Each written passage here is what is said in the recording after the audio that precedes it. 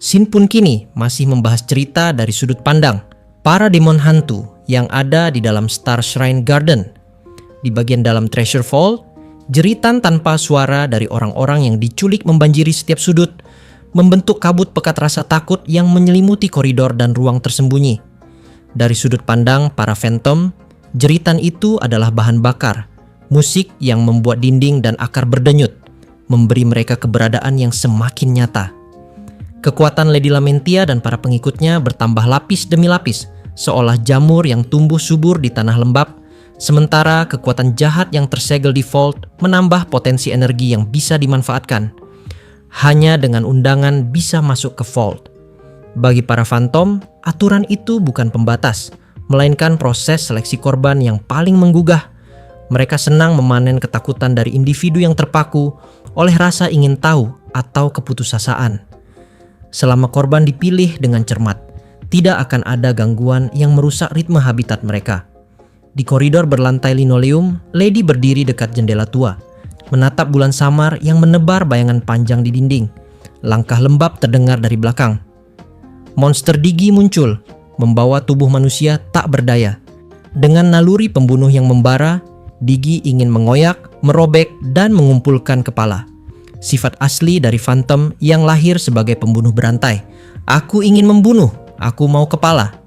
Geram Digi, suaranya lebih seperti getaran tanah daripada desahan. Aku mengerti perasaanmu, tapi jangan lakukan itu. Suara Lady menenangkan, menata naluri liar Digi menjadi ritme yang terkendali. Ia menurunkan tubuh manusia dengan hati-hati, sementara koridor bergetar tipis, tanda bahwa sesuatu lain sedang mendekat.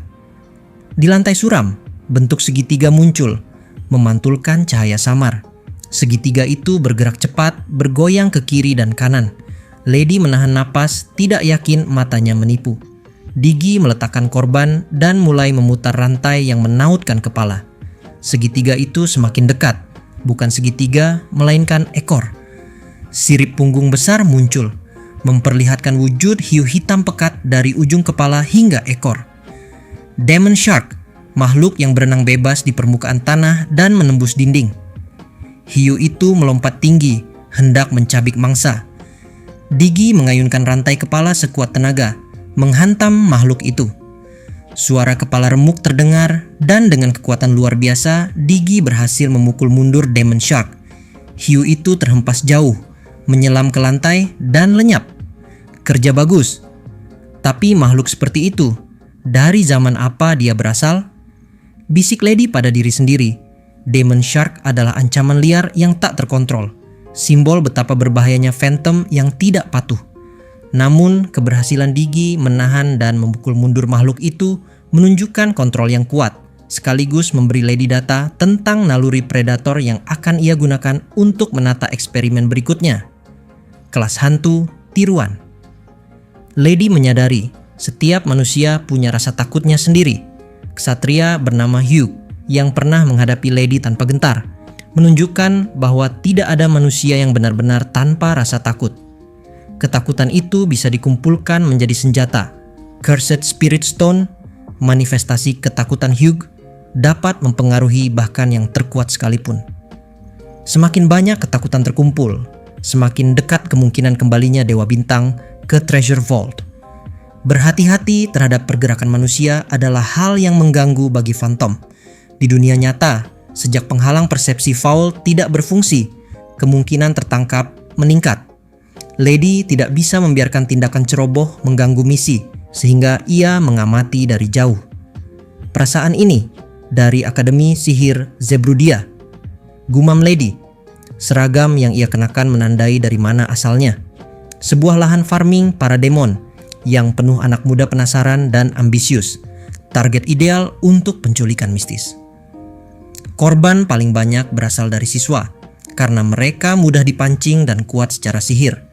Namun, dengan penghalang persepsi yang tidak lagi berfungsi, kewaspadaan meningkat. Baru beberapa hari lalu, seorang siswa berhasil diculik, sehingga membayangkan target berikutnya datang begitu cepat, kini terasa sangat menegangkan bagi Lady. Cerita pun kini bergeser sedikit menuju kepada para penyelidik. Rumor yang sedang diuji kali ini oleh mereka adalah ruang kelas hantu yang terkunci. Sederhana, tanpa syarat rumit. Namun tidak semuanya berhasil. Beberapa rumor yang Lady sebarkan ternyata sama sekali gagal menarik korban. Ada yang terlalu lemah sehingga tidak cukup menggugah rasa penasaran atau ketakutan manusia. Ada pula yang terlalu rumit atau berisiko sehingga calon target mundur sebelum mencoba. Di antara semua rumor itu, yang paling mencolok kegagalannya adalah Confession Magic Tree. Konon, pohon itu seharusnya menjadi tempat di mana seseorang bisa menyatakan perasaan dan mendapatkan balasan, atau setidaknya mengalami pengalaman mistis yang unik. Namun, pada kenyataannya, rumor itu gagal total. Tidak ada seorang pun yang cukup nekat untuk mendekatinya. Kehadiran pohon yang tampak biasa saja, ditambah cerita yang terlalu mengada-ada, membuat calon korban kehilangan minat. Seiring waktu, aura magis yang awalnya melekat pada pohon itu memudar, ilusi yang membungkusnya menghilang, dan rumor itu akhirnya terputus begitu saja, menjadi salah satu contoh betapa tidak semua tipu daya Lady berhasil memikat manusia ke dalam jaring ketakutannya. Sebaliknya, rumor tentang ruang kelas hantu termasuk salah satu yang paling efektif. Lokasinya memang sepi, dan Lady hanya perlu menunggu sampai seorang siswa mencoba rumor itu, lalu memastikan orang tersebut bukan jebakan. Jika aman, ia bisa langsung menghubungkan pintu kelas itu dengan Treasure Vault, menjebak targetnya. Namun, baru saja seorang siswa lenyap di sana, kelas itu langsung diperiksa oleh sekelompok magi tangguh, dipimpin oleh seorang magi jauh lebih kuat dari korban sebelumnya. Mereka datang dengan tujuan jelas, menindaklanjuti rumor yang muncul, memastikan tidak ada ancaman yang tersembunyi, dan mencari jawaban atas hilangnya siswa. Waktu mereka datang dulu, ruang kelas nomor 66 dan Treasure Vault belum tersambung, sehingga pemeriksaan itu seharusnya sia-sia. Namun jika belum terlalu lama sejak kejadian pertama dan orang-orang kembali datang, lebih masuk akal bagi Lady untuk menganggap mereka sebagai tim investigasi profesional, bukan sekadar siswa penasaran yang mencoba-coba rumor. Lady mengamati dengan seksama, menahan napas sejenak, dan kemudian dengan satu jentikan jari, sekelilingnya bergetar. Pemandangan koridor yang sepi itu berganti menjadi sebuah ruang kelas, tiruan dari ruang kelas nomor 66 di Akademi Sihir Zebrudia. Meja-meja tersusun rapi, mimbar berada di posisi yang sama, dan sebuah lingkaran sihir tergambar di papan tulis, memancarkan cahaya samar. Semua benda nyata yang biasanya ada di kelas itu sengaja tidak ditampilkan. Ruang ini hanyalah panggung yang diciptakan Lady untuk menirukan kelas hantu, sesuai rumor yang tersebar. Kini, kelas nomor 66 dan Treasure Vault berada dalam keadaan tumpang tindih. Dengan satu kehendak Lady, keduanya bisa diganti kapan saja, memberikan fleksibilitas penuh untuk mengamankan target atau mengubah skenario jika sesuatu tidak berjalan sesuai rencana. Namun sebelum diganti, tidak ada cara bagi siapapun untuk berinteraksi dengan Treasure Vault dari dunia nyata. Pintu, dinding, atau benda apapun yang tampak di dunia nyata hanyalah tiruan. Ilusi yang sepenuhnya berada di bawah kendali Lady. Di momen itulah Lady pun langsung berkata, "Seperti yang kuduga, pasukan penyelidik. Tidak peduli seberapa keras mereka mencari, tidak akan ada yang ditemukan," pikir Lady. Matanya menyapu setiap sudut ruang. Ia bisa merasakan energi mereka, merasakan rasa ingin tahu dan kekhawatiran yang melekat di aura masing-masing penyelidik. Walaupun pasokan mana material telah berkurang dan kemampuan menyembunyikan penculikan mistis nyaris hilang, Star Shrines Garden tetaplah sebuah treasure vault yang sangat kuat. Sifatnya yang berada di dimensi lain bukan sekadar hasil mekanisme sihir biasa, melainkan karya langsung Dewa Bintang, sesuatu yang manusia biasa takkan pernah bisa pahami sepenuhnya. Setiap gerakan Lady, setiap perubahan di ruang kelas tiruan selalu memperhitungkan kemungkinan intervensi dari luar. Ia mengetahui bahwa tim penyelidik ini terdiri dari magi yang kuat. Mereka mampu membaca jejak energi sihir dan merasakan distorsi yang halus. Namun, tiruan ini didesain untuk menipu semua indera mereka. Mata mereka melihat apa yang Lady ingin mereka lihat.